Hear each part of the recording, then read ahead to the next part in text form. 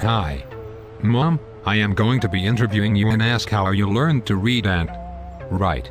This is for my Education 341 activity. Understood. What do you remember about learning to read and write? I remember it was difficult because both my parents did not have a decent education themselves. My father was disabled and couldn't walk and suffers from his alcoholism and smoking. My mother's parents could not afford to get her into a normal school setting. Who was involved in helping you learn to read and write?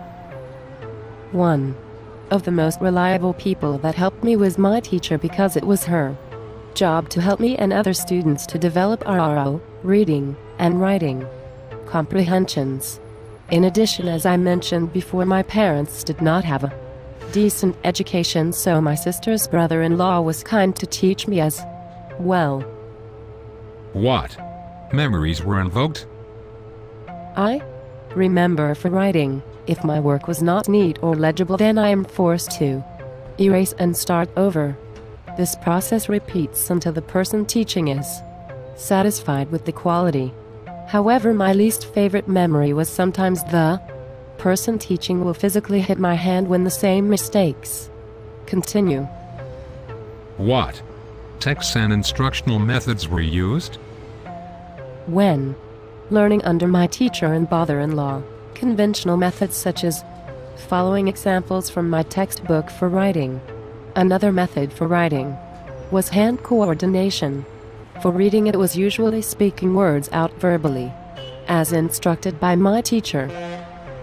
Where did you learn to read and write? And how old were you that time? I was about 6 years old and I learned to read and write in Hong Kong. What role does literacy play in your life today? For me, I think literacy serves to reflect who I am in terms of my literacy. Practice is done in various domains in my life.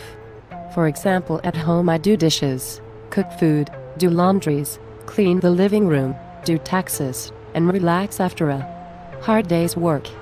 This reflects my typical work and parenting life.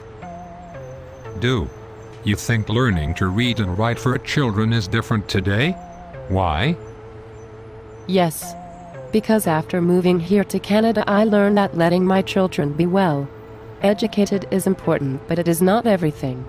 In Hong Kong, parents who have the financial resources to get their kids to school tend to discipline them to be academically successful just to enter the workforce. I also noticed that when learning to read and write, educators are more considerate the students' strengths and weaknesses and are willing to cater to their needs. In addition, teachers do not resort to put-downs or physical punishments as a response to mistakes. Rather, they continue to believe in the students so that the students to release their utmost potential. Who are your literacy sponsors in your life?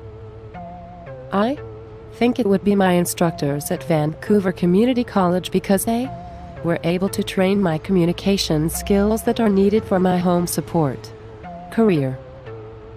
Thank you for time, and thank you for sharing with me your experience for learning to read and write.